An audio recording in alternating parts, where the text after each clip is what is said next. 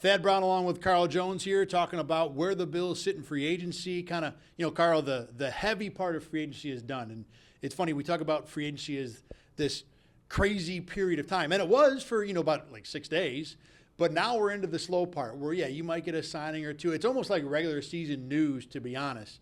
So it's a different period. And I think appropriately, we can kind of take a step back now and look at where the Bills are at. So just real off the top of your head, give me your overall impression. I think start with what was the biggest impact move of free agency for the Bills, and it can be a guy they brought back for who was there on the team last year. I think Daquan Jones. I know he's up there in age a little bit, but that position tends to age a little bit better than most on the football field.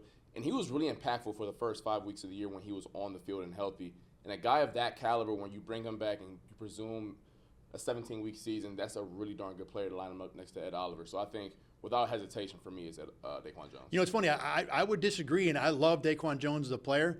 I just don't know if you get that much impact at defensive tackle, especially from a guy who's still primarily a run defender. Look, Daquan Jones is a really good pass rusher for a one-technique guy, but he's not Ed Oliver. If we're going to stack defensive tackles up, who is the best pass rusher in the Bills? It's Ed Oliver by maybe not a mile, but significantly for sure. So to me, I think the biggest impact move is Curtis Samuel. This is a guy that can totally change what the Bills do on offense, and not so much how they operate, because frankly, Curtis Samuel is just the Isaiah McKenzie, Deontay Hardy, the latest version of that. Right. But he's the new, better version of that. He's the guy that supposedly is good at that role. And the other thing about it, though, is, and I want to see this a little more, and we haven't studied him as much as we study the Bills players, but Samuel's supposed to be a guy that can separate from man coverage. Maybe not the best in the league, but certainly that is one of his calling cards. And for me, the thing that always was understated about what made the Bills offense go back when the Josh Allen era first got motoring was that when he needed to, he'd go to Cole Beasley one-on-one and just wait for Beasley to get open. Now, I don't think Samuel's going to be that. Beasley's kind of one of one. But Samuel, if he improves that, and you and I talked about this all last fall, their receivers, Stephon Diggs included towards the end of the year, just don't separate man-to-man. So if you drop a guy like that into it, I don't know how much of a difference he can make for the offense, but I think it's going to be significant. That reason, for one, I think beating man coverage, just think about third down, where everyone in the stadium knows where the ball is going. Having a guy like 10 out, well, I don't know what number he's wearing, but having a guy like Curtis Samuel out there helps out a ton. But I think another reason why the signing was so beneficial for the Bills, they can go into the draft, and I would still recommend they take a receiver round one, but they're not pigeonholed into they have to take one, because they have, I guess, 3 starting caliber receivers out there now with Diggs, Shakir, and Samuel. You can still get a guy in round 2 and 3 and not feel like they were in 2021, where they felt like they needed a corner, and Kaiir Elam was the last guy they had a first-round grade on, so it had to be taken. So I think for 2 reasons, Curtis Samuel was a good signing for the Bills. Now, I do agree that they have 3 starting caliber receivers, but I've still been of the opinion that they don't have their real outside X guy. Oh, no, I don't think they can roll into the season with these guys. I got you. I think at 28 now, instead of like a 90% chance of like a wide receiver, I think it's down to like 70 or something. Well, let me throw this by you then, because I've thought about that and said, I generally agree with what you're saying, but because their need for receiver is now specific, like I think we talked about this last time we were on, Ladd McConkey doesn't work for this team right now. He's just going to be a guy that adds to that accentuates or does the same thing that Shakir, Dalton Kincaid, Samuel does. Not exactly the same, but there's too much overlap for me. They need a down-the-field guy. So if the big 3, and let's say Brian Thomas, are off the table, do you take the chance that Keon Coleman, Xavier Legette, Javon Baker, one of those guys slips to 60? Because I know a lot of people out there, I've seen a lot of Twitter mock drafts that are like, we'll go Edge and Javon Baker. Javon Baker ain't making it to 60. I'm sorry to tell all you people out there that have mocked him there. Javon Baker's he ain't going to 60. Right. And I don't care what PFF or remote AI is telling you, he ain't lasting to 60. So that's the thing. What are they going to get at 60? Because if you're looking at Xavier Worthy, who I don't think is worth the number 1 pick at the size he's at, do you take the chance at getting leftovers at 60? Now, look, obviously Brandon Beane can and probably will trade up, but for this thought exercise, I don't think we can assume he's going to pick a 45 or whatever. Regardless, the risk still remains. As good as this receiver core is, how do you know you're going to get that guy in round 2? I think on the flip side, maybe you don't feel like you can pick at 28. You need to pick at 28, you can trade back a bit and still get the receiver that you want instead of at 28. I'd be totally down with that. Yeah. Like, we got to get a guy at 28 because there's a chance we might lose our guy, because considering we don't have starting caliber receivers in the room anymore. you can trade down to 35 or 40 and still get one of your 4 favorite X receivers on the board. Especially with, I don't want to add picks. You know, although the Bills don't have the same roster they've had the last few years where guys just couldn't fit. They don't have space for bodies. They have space for bodies this year. Regardless, they still have 11 picks to begin with, and it's a good roster. I don't want to have 13 picks. Right. But if you trade down and get a second next year, if you trade down and turn your 4th into like a late 3rd, oh, I think that'd be a fantastic move because you're right. They would still 100% at 35, even 40, get a guy who fits and works at receiver. Now, one of the reasons I want to talk about this today is kind of taking a big picture view of where the Bills might be. And again, look, we're still early in the free agency. The Bills can still do things. They've got about $6 million in cap room. But I would say I don't think there's a whole lot of difference makers left in free agency, even if they spent the money on them. So here's the thing I talked to you about the other day, and we're going to play it out right now. This team is really looking at the draft now to find impact because the 2 guys we talked about as being impact players are a one technique that's not really a pass rusher and a supersized gadget receiver that probably can do some other things. This isn't like they just signed, Mike Evans. Right. They didn't sign Brian Burns, some great impact player on either side of the ball. So they're going to have to find those guys in the draft. And like we said, look, there's going to be plenty of receivers there. Let's say that the Bills go to the draft and come out with Devonta Smith, George Karlaftis, Ryan Bates, Shaq Lawson, Levi Wallace, and then a few other special teams bodies. You'd have a star receiver, maybe not a top-level star, but a star, a really good pass rusher. Maybe I'm overrating it a little bit. Good, really good. Somewhere. Okay, yeah. Obviously, a dependable end run stopper, depth at corner, special teams guys. That would be a good draft. Yes. Like without even questioning. Maybe not a great draft, but a good draft. Here's my question to you: does that team, fully healthy, go to the Super Bowl? Do they go? I think that's a team that can get into the dance, and on any given Sunday they will have a chance. It's just so hard for me to view this team compared to where last year was, considering how injured they were, and considered we talked about this ad nauseum. I don't think the roster last year, they needed some really big breaks to make going a run last year, and I think that outside of Mitch Morse, Trey White wasn't around last year, and then whatever you think of Jordan Poyer, if you still thought that he was a high level player, I personally didn't. So I don't think they can get much worse this offseason outside of like cutting some guys who got substantial snaps last year.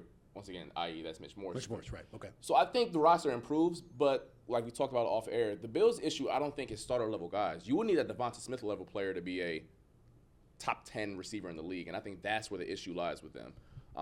Do they have a better chance? Sure, but I don't think it's like some astronomical leap. All right, so the thought that I had with that is, and I kind of agree with you, that even if they have a good draft, and this is the point I want to make, even if they have a good draft, the 24 team in the Super Bowl mix, but not a team I'm betting to go there. No, yes. For sure. I would agree on that, yeah. So I think the argument is, what are they doing? If you need to have an elite draft, which is what I think they probably do, to be a elite Super Bowl contender in 24, then what's the plan? Well, I think the plan is, and I think what we're seeing here, is that this team is not being built for 24. Bills fans, I think you should get used to a phrase, transition year. I think you're going to hear this a lot. Now, look, they hit big in the draft, and they find a Justin Jefferson in the draft, the whole conversation changes, and there's going to be a Justin Jefferson, maybe 2 in this draft. Right, correct. Yeah. So it's not out of the realm. But short of finding that guy, I think the optimistic view from the Bills fan is, look, they're going to be competitive and probably win the division again in 24, but they've got $20+ million probably of cap room in 25 sitting here right now. You can cut Stephon Diggs and Von Miller and just about double that. There are other guys you can cut beyond that. You're going to have a team now that has 11 draft picks this year, a whole another slate of draft picks in 25 that you haven't traded anything away from, might even add more, compensation picks, whatever, and cap room. To me, I think Brandon Beane is building this team not for 24. Yeah, he's got a shot at 24, but this team could be really scary 25, 26, and beyond. He's trying to thread the needle a little bit. A little bit. We got 17. As long as you got Josh Allen, you'll have a chance. But he's like, man, I see a potential where in 25 and beyond, clear some cap space this year, get rid of some of the older guys, get a little bit younger, and then go on their run. Now, not saying they're comparable to the Chiefs, but we just saw the Chiefs 2 years ago go through this same exact transition year, and they had that draft where you get a Trent McDuffie and you get a 7th-round pick who ends up being a starter running back. So you get a couple All-Pros, Creed Humphrey, and lo and behold, that transition year where you trade Tyreek Hill, you're back in the Super Bowl and you win it. So it's not impossible, but those Chiefs drafts don't happen too often, especially when you're picking at 30 or wherever they were picking, had to trade up. Well, the Bills are picking the same spot. Yeah, exactly. So it doesn't. It's rare, and I'm not saying like it's much easier for a team that's like picking around 15 and able to trade up. Like they're picking in the back half of the first round, and it's harder to find those All-Pro guys, I guess you could say. But it's possible. But I think the future, considering some of the younger guys that they have who maybe can take the leap into blue chip status. We talk about they don't have enough blue chippers. Dawson Kincaid maybe can be that guy one day. You know, I don't think James Cook is that guy, but he can get a little bit better, maybe ascend on the good to very good running back. Maybe Osiris Torrance takes the leap. But I think you're right. Beyond Kincaid, I don't see anybody else who can go there. You know, I mean, right. It's possible. I would say Deion Dawkins took the leap this year in year whatever he's in. Yeah, but even Deion Dawkins he's a Pro Bowl guy. I don't know if Deion Dawkins ever makes an All-Pro team. That's fair. As much as I like him, you know, and he keeps improving, so I won't knock him, you know, like, or won't limit him. Mm-hmm. But you know, I think he's a really good left tackle. You're fine with exactly, yeah. But I want to bring this back up because you made the point before about the problem the Bills have when it comes to taking that next leap is not finding starter capable or good, you know, B+ guys. They got a lot of those guys. It's finding the A+ guy. So let me circle back to the draft. How important is it that the Bills, just at receiver, find that A+ guy? Because let's say they don't. Let's say they grab, maybe not Devonta Smith. Let's say they grab, I can't think of a guy who would fit, a little bit less than Devonta Smith. Really competent starter, but not great player. Got you. Then what are they?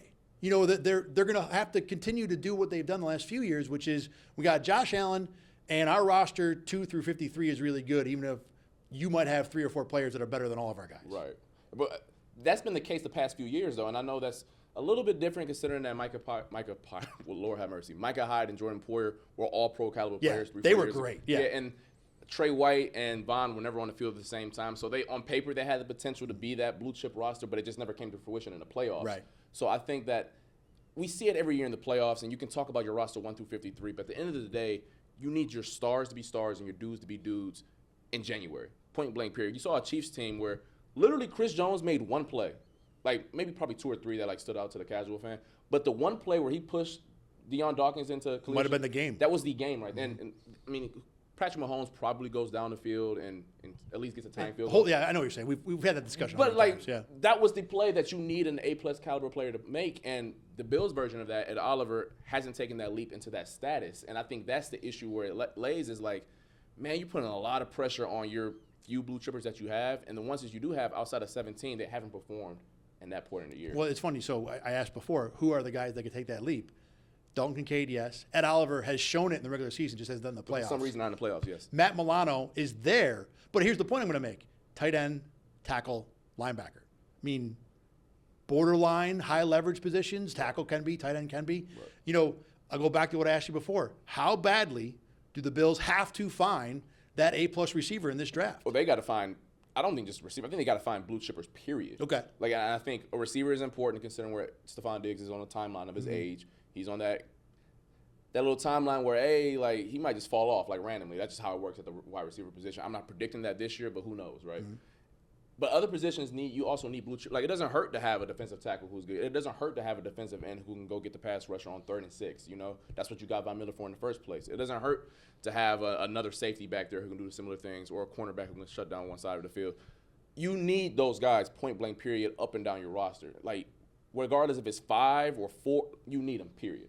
And that's what the Bills need to find in this draft, whether it's at receiver. I think you're exactly right. I think receiver would be easy. Yes. You know, especially because this draft, as we know, looks like it's going to have a bunch of them. But I think you're right. I think it's where we land. I think if you give Josh Allen a starter caliber receiver, Stephon Diggs, but you give him like 2 blue chippers, regardless if it's one at, let's say, left guard, like a top 5 guard, and then you come out of the draft with a top 5 edge, that's much better than getting a top 10 receiver, in my opinion, because you're getting value up and down the roster. But it's elite value is what we're looking for. Elite value, correct. I think, look, at the end of the day, we're not going to shock anybody here. It's about the draft. You know, you yes. got to hit in the draft yes. to be successful, especially when you have the big quarterback contract. And I think, you know, this draft is big, but if the idea is and the plan seems to be long-term build, and the Bills have always said sustained success is what they want to do, you know, 24 does not look like a wide Super Bowl window year for me. You know, right. They can certainly do it. Yeah. You know, but there's how many teams can make the Super Bowl right now? Like 25? Like can? Right, exactly. Right, yeah. So, but the window looks really big if things break a little bit right for 25 and 26. And you're right, though.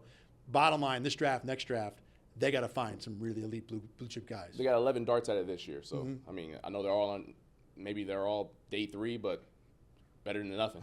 Exactly. And you know what? This GM has been pretty good with day 3 darts. All right, he's Carl Jones. I'm Thad Brown. You guys, always, you can watch and listen to these items at YouTube. You can find 8 Sports Extra on your website to check this stuff out. Go to RochesterFirst.com, sports, 8 Sports Extra. We'll be talking like this all season long, no matter what the Bills do, moves, non-moves, thoughts, projections. We'll be previewing the draft soon as well. He's Carl Jones. I'm Thad Brown. Thanks for watching and listening.